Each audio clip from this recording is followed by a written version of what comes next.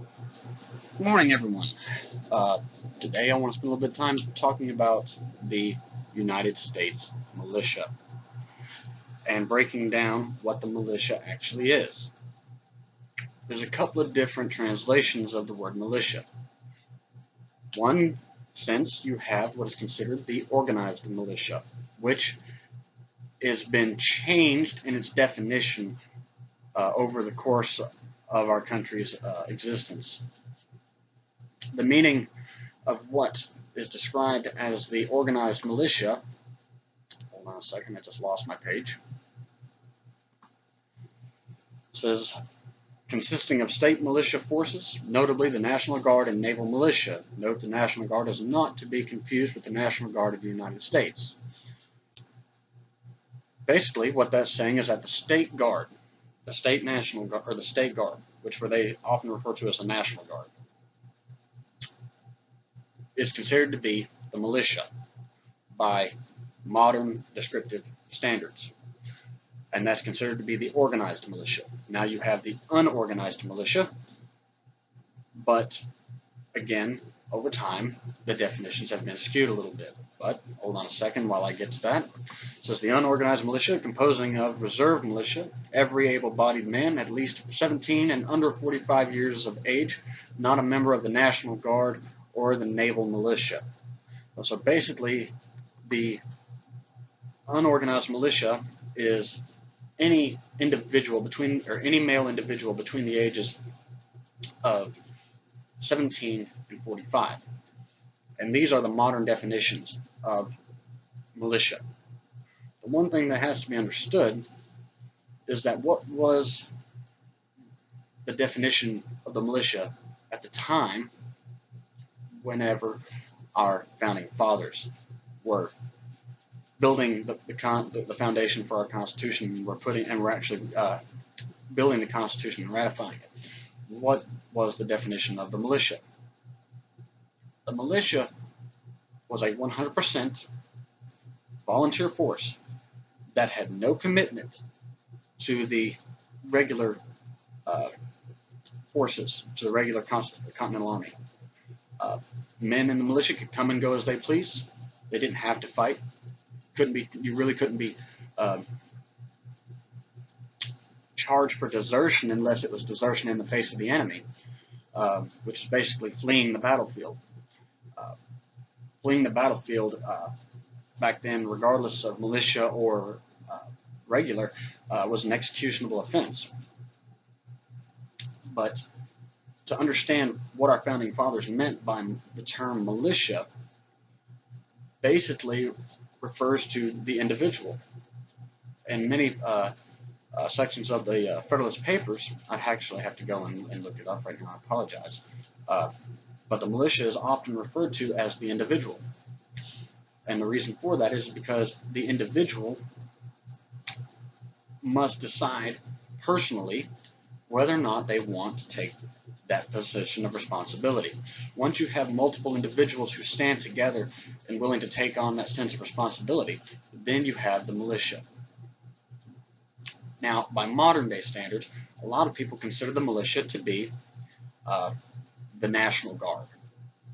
Now, that is not what the founding fathers intended whenever they talk about the militia. The militia is not formed by the government at all, and that was specific for a very purposeful reason. The original founding of our country, our founding fathers did not believe in an extremely large military. The reason for that is because they were fearful that a large, powerful military could potentially subjugate its own people. It could be used to subjugate its own people. So it was in the basic idea principle to maintain a small, regular military. The rest would be filled by positions of volunteers whenever you needed them. Call for volunteers, you could call for the militia, and you would get volunteers in the regular army, enlistments, and then you would also have the militia. Now, we saw this a lot during the American Civil War. And you had the regular army, the federal army, but you also had state-designated units. you know, such example, the 55th Massachusetts or maybe the 107th New York. These were units that were comprised of volunteers who enlisted for a specific period of time that were not part of the regular army. But they consisted of the largest majority of the military force. The reason for that was because at the time the Constitution still did not allow extremely large military forces under the command of the federal government, because it was a very powerful tool and the founding fathers were afraid of that. So they relied on volunteers from states. And while the themes were changing at that point in time, and you did have state-formed volunteer militias or volunteer regiments, they would fall, once you volunteered, you fell under the authority and the jurisdiction of the federal government, which is the basic intended purpose of a militia that's fighting with the main army, as you go under the command of the officers in charge. But the militia also existed for another reason. The reason why the militia was always intended to be stronger and outside the jurisdiction of the federal government is in case the federal government became so tyrannical and corrupt that the militia could overtake it and bring it back to the people. Because one thing you have to keep in mind is that the founding fathers believed that this country was founded on the principle of people, of individuals. It was the individuals that guided the government. It was the individuals who elected representatives to represent them based on their region, state, whatever else. It might have been the case at the time that they needed representation for, but they based their political system off of that. And in order to protect that, the federal government could not become more powerful than the citizens that were supposed to be determining how the government was supposed to be run, for the sake of their own self-interest, or for the sake of their own future interest.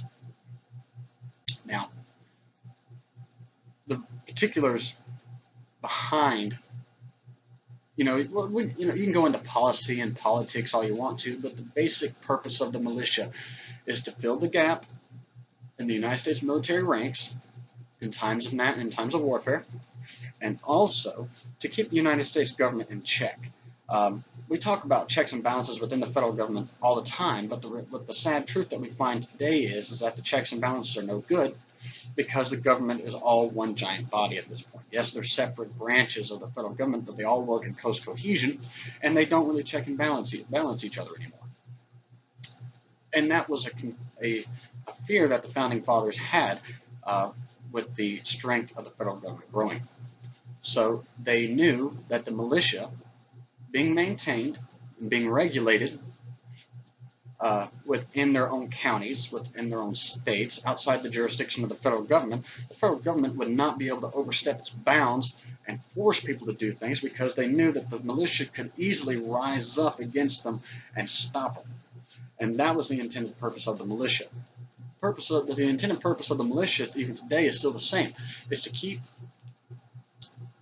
enemies of the state, foreign and domestic, from causing harm in country, and it's also to keep the federal government in check to prevent the mass expansion and overtake and control of the American people.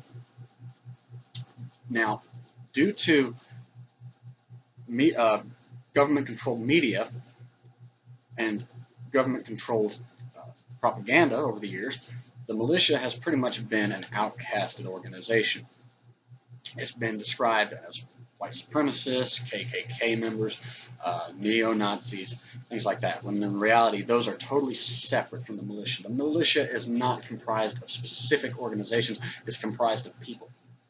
It's comprised of people that come together for a common mission and a common goal in defense of their homes, in defense of their families, and even up to the state level, and if so be it up to the national level. But that is the true intended purpose of the militia: to bolster the United States military and to perform its own checks and balances on the government, to keep the government from becoming too wild and too out of control and out of the hands of the American people. Now, like I said, in recent years, I'll say within the last 50 years, the militia has been degraded to the point where it's deemed as unnecessary. We don't need the militia now. We've got this huge military that can protect us. We've got this huge military that can protect us. We've got all these national agencies and federal agencies. We've got the FBI. We've got CIA, we got ICE, we got Homeland Security, we got all why do we need the militia? All these groups protect us. Yes, they do, but they're still all under the control of the federal government. And as such, they do not serve you. They do not serve your interests. They serve the interests of those who are cutting their checks. So these groups or these organizations from the federal government, yes, they do prevent a lot, but don't forget, they also have the power to prevent you from doing a lot. And they have the power to control things in your life, and they also have the ability to go into your life and dig up whatever they want to and use it against you. Now,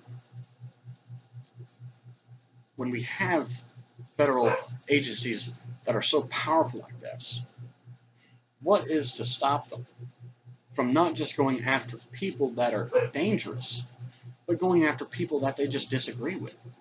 And that's something that we see a lot of today.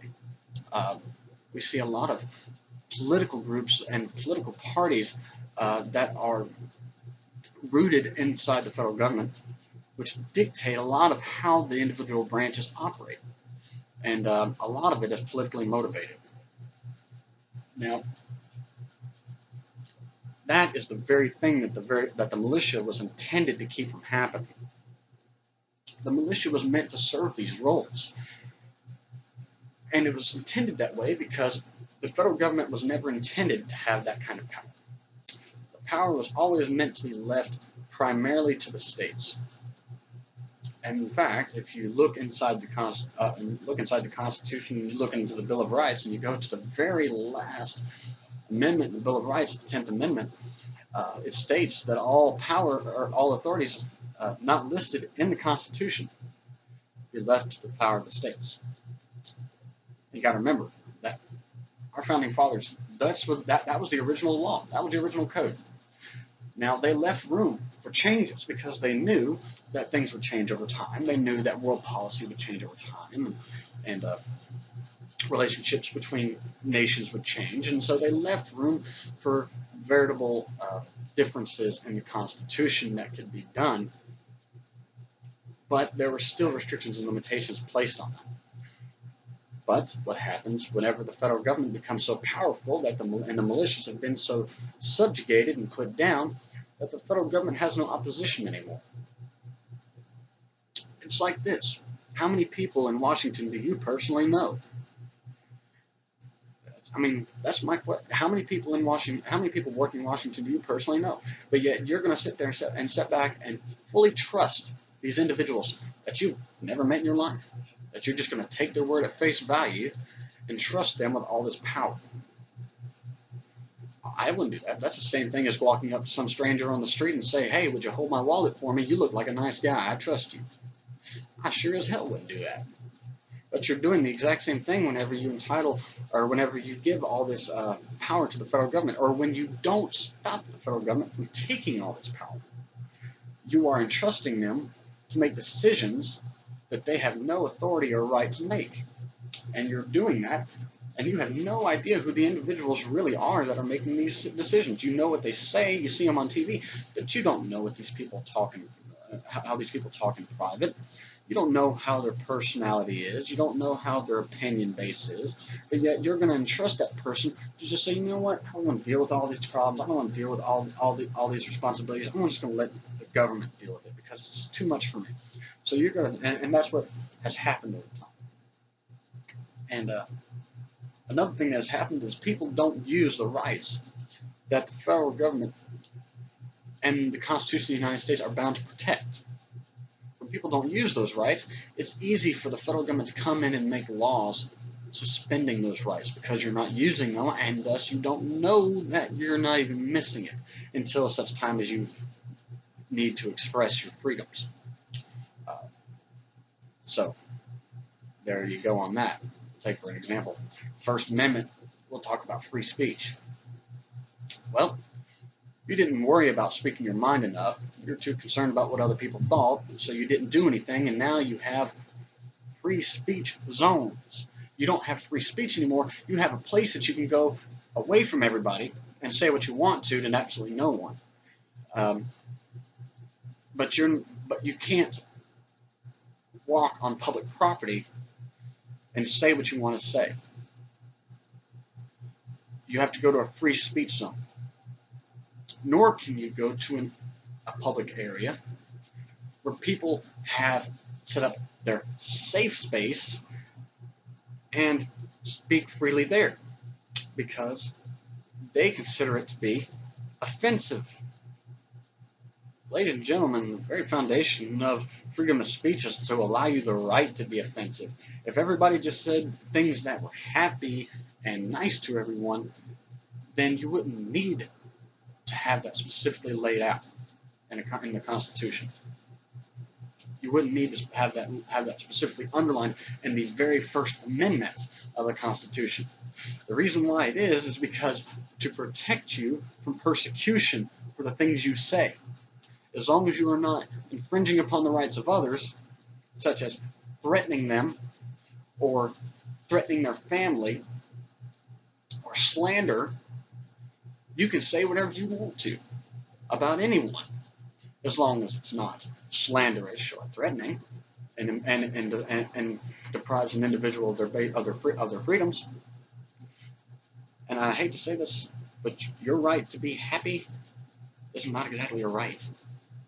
It's not my responsibility to make sure that your feelings are never hurt. But getting back on topic, we're shifting around a little bit. But the militia exists to protect these things. They basically exist to protect you. They exist to protect you from tyrannical rule. But, as in the case of many, it is much easier to sit down, surrender everything you have, and live off the crumbs that have to go and work for the loaf. So, what you do is you take the power away from the people, you give it to the federal government and say, provide for me. And instead of taking on that responsibility yourself. And that is where a lot of things have gone wrong in this country, is a sense of personal responsibility. And that's the foundation of the militia as well, is a sense of personal responsibility to stand up and do the right thing, or stand up and make a stand against something that is wrong, or is blatantly against our government and our government values. Well, let me phrase that, not our government values, but let's say our founding values. Because obviously our government values today are not what they used to be. But the militia exists to protect our founding values, to assure that as we proceed into the future, that the federal government does not overstep its bounds and does not tyrannically control its citizens. Unfortunately, we are now in the prenatal days of police and tyrannical rule. And you see this basically every day. It's ridiculous. The concept of a militarized police state, it's not fiction anymore. It's not. They will tell you that it is, and that is so far off. The reality of it is, it's not fiction. If you could go back 50 years from now and talk about a police state, what we see today is what they're talking about. When our grandparents talked, ever mentioned a police state or a militarized state, this time right now and what we're seeing is what they're referring to. Is armored cop cars patrolling the streets. A military-looking policeman who can basically trample over anyone's individual rights, so long as it's good for the group. Or people or officers who trample over individual freedoms and rights for the sake of not offending another group, which happens a lot. So, we live in a police state. We really do. can't just walk out in public and say whatever you want to. If someone heard you and didn't like it, they could report you to the FBI and have an investigation done on you and have your house swatted. So let's be realistic. If you don't, when people have their houses hit by SWAT teams over what someone else says with no basis of foundation, with no evidence, with nothing to go by other than, well, I don't like that person, so I'm going to say some bad stuff and tell it to the police, and then have their house raided. That's a police state, my friend. When the police can just bust into your house with no evidence, no court order, no warrant, on the word of someone else and their opinion, you're living in a police state. And that's what the militia was intended to prevent. But bite the hand that feeds you. In a sense, I guess you could say. Or rather, bite the hand that guards you. The militia was intended to protect the people. The militia was intended to keep the federal government becoming so powerful that it can threaten its own people. The militia was intended to bolster the United States military in times of warfare. The militia was intended to be used as a large policing force, if necessary, to handle civil unrest. And we see that throughout history, especially around the end of the Civil War, and especially around the time of the American Revolution, where you had a lot of civil unrest. The militias were used to quell that type of activity. And sorry, if you don't like hearing it, but that's just the way it is. That's the way it was. That's the way it was intended to be, and that's the way it's intended to be now. If you're offended by the militia, I suspect you probably need to go and talk to a militiaman or a militia woman, for that matter, and just find out for yourself what they're really like. You'll find that most of them are friendly people who give you the shirt off their back if you ask them. Regardless of your nationality, race, or gender. But through the actions, or rather the inactions, of individuals in this country, the vast majority of individuals in this country, the very forces that were intended to protect you on the greater than policing level,